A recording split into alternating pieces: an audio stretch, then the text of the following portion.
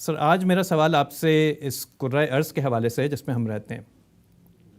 پچھلی کئی دہائیوں سے ماہرین ہمیں یہ بات باور کرانے کی کوشش کر رہے ہیں کہ اس کا درجہ حرارت بتدریج بڑھ رہا ہے، جس کو گلوبل وارمنگ یا کلائمیٹ چینج بھی کہا جاتا ہے، اور اس کے کچھ بڑے ہولناک اثرات مرتب ہو سکتے ہیں اس دنیا پہ.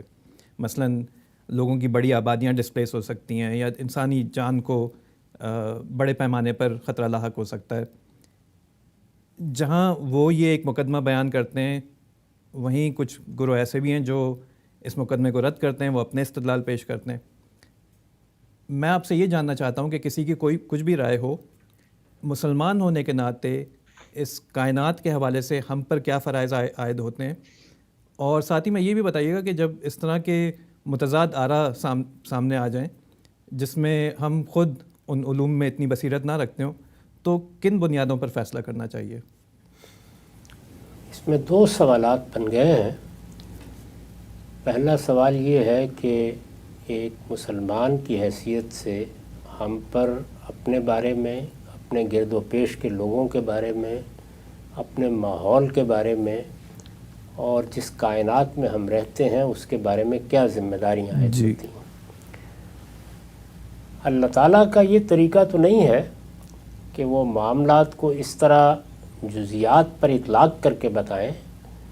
وہ اس طرح کی چیزوں کو ہمیشہ اصول میں زیر بحث لاتے ہیں، اور اصول میں یہ بات بتا دی گئی ہے کہ دونوں چیزوں کے بارے میں ہر مسلمان کو متنبہ رہنا چاہیے. ایک یہ کہ اس کی ذات سے کسی کو کوئی نقصان نہ پہنچے، اس کے کسی عمل سے کسی کو کوئی نقصان نہ پہنچے، اور دوسرے یہ کہ وہ ہر حال میں اس کی کوشش کرے کہ اگر کوئی چیز لوگوں کے لیے خطرے کا باعث بن سکتی ہے، آزار کا باعث بن سکتی ہے، تو اپنی حد تک اس کو دور کرنے کی کوشش کرے. یعنی خود کسی ایسی چیز کا باعث نہ بنے. چنانچہ اللہ تعالیٰ کے پیغمبر نے مسلمانوں کے بارے میں یہ بتایا کہ مسلمان کی شخصیت کا تعارف ہی یہ ہے کہ سلم المسلمون من لسانہ و یدہ، اس کے ہاتھ سے، اس کی زبان سے دوسرے لوگ بالکل محفوظ رہیں. جان، مال اور آبرو کو اللہ تعالیٰ نے حرمت عطا کی ہے، اس کو کوئی نقصان نہیں پہنچنا چاہیے. اور اگر کوئی آزار دینے والی چیز ہے تو ہمارے پیغمبر نے یہ تعلیم دی کہ راستے میں پڑی ہوئی ایک ہڈی کا ٹکڑا بھی یا کوئی جھاڑی بھی اگر ہے اور تم اس کو ہٹاتے ہو تو یہ تمہارے ایمان کا تقاضا ہے. تو ظاہر ہے کہ یہ اصولی باتیں ہیں. ان کو سامنے رکھ کر ہم یہ کہہ سکتے ہیں کہ جس طرح ہمارے اوپر اپنی جان کا حق قائم ہوتا ہے، اور رسول اللہ نے فرمایا وَلِنَفْسِكَ عَلَيْكَ حق، ہمارے اہل و عیال کا حق قائم ہوتا ہے، ہمارے پڑوس کا حق قائم ہوتا ہے.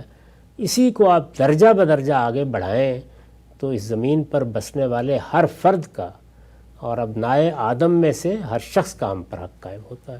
یہاں تک کہ رسول اللہ صلی اللہ علیہ وسلم نے یہ فرمایا کہ ہر جگر تر کا تم پر حق قائم ہوتا ہے، جیسے جانوروں کو تعبیر کیا. تو یہ ہمارے دین کی تعلیمات ہیں.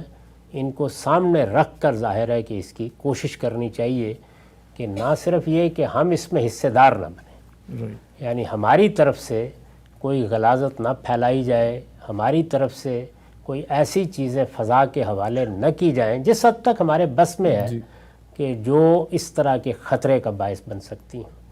اور اگر کوئی چیز اس کا باعث بن رہی ہے، ہم اس کے خلاف آواز اٹھا سکتے ہیں، لوگوں کو متوجہ کر سکتے ہیں، اگرچہ وہ راستے میں پڑی ہوئی کوئی جھاڑی کیوں نہیں ہے، چھوٹا سا گڑھا ہی کیوں نہیں ہے. یہ تو پھر بہت بڑی بات سامنے آ گئی ہے. یعنی اس کے مقابلے میں یہ بہت بڑی بات ہے کہ دنیا کو کچھ خطرات لاحق ہیں، انسانیت کو کچھ خطرات لاحق ہیں. تو ہمیں چاہیے کہ اس معاملے میں اپنے اس فرض کو بھی ادا کریں اپنے حد تک. ظاہر ہے کہ ہر انسان، ہمارے دین میں یہ اصول طے ہے کہ جو ذمہ داری بھی اللہ تعالیٰ ڈالتے ہیں وہ ہماری حد وسع کے مطابق ڈالتے ہیں. لا یکلف اللہ نفسا الا وسعہا. آپ کی ذمہ داری کیا ہے؟ یعنی ہم تو اس کا ذریعہ نہ بنیں جس حد تک ہمارے لیے ممکن ہے. آخر ہم بھی کاروبار کرتے ہیں. اگر اور کچھ نہیں کرتے تو چلیے کہیں سگریٹ ہی سلگھا کے بیٹھ جائیں گے.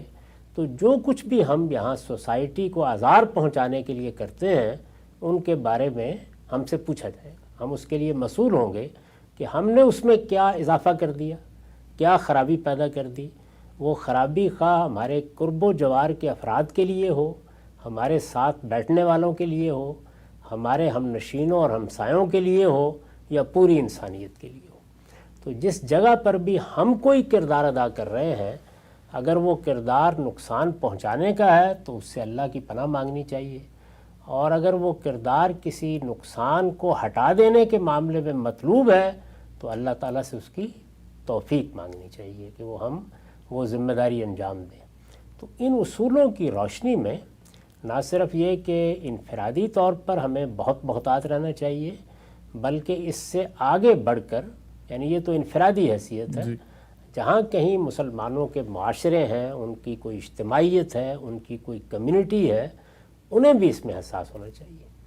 یعنی یہ وہ چیز ہے کہ جس کو ایک دینی فریضے کے طور پر لینا چاہیے کہ ہمارے رب نے اور ہمارے پیغمبر نے ہمیں ان چیزوں کا پابند کیا ہے کہ ہم نہ کسی دوسرے کو آزار پہنچائیں گے اور نہ کسی آزار کو دیکھ کر کہ وہ پہنچ رہا ہے اس سے لا تعلق رہیں گے، اپنی یہ ذمہ داری ہر حال میں ادا کریں گے۔ رہی یہ بات کہ اس میں کیا ہونا ہے، کیا ہو جائے گا، اور جو اس میں علم ہماری رہنمائی کر رہا ہے، تو اس میں میرے نزدیک ہم جس علم کو خود جانتے ہیں، ظاہر ہے کہ اس میں اپنے علم کی بنیاد پر رائے قائم کریں گے۔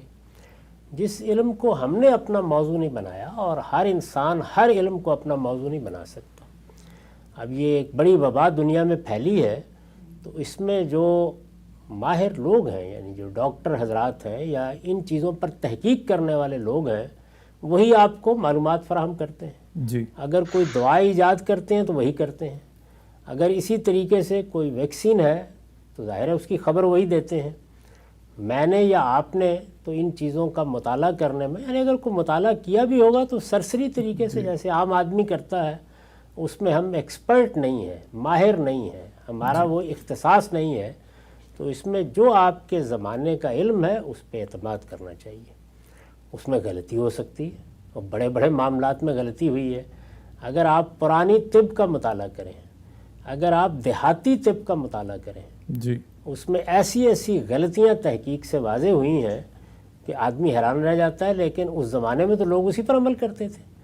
تو ظاہر ہے کہ جو ہمارا علم ہے، جتنا علم ہے، جس زمانے کا علم ہے، ہم اس کے مطابق فیصلے کریں گے، باقی نتائج کو اللہ تعالیٰ پر چھوڑ دیں گے، کیونکہ ہمیں اللہ تعالیٰ نے یہی بتایا ہے کہ ظن غالب کی بنیاد پر عمل کیا جاتا ہے، یعنی گمان غالب ہوتا ہے۔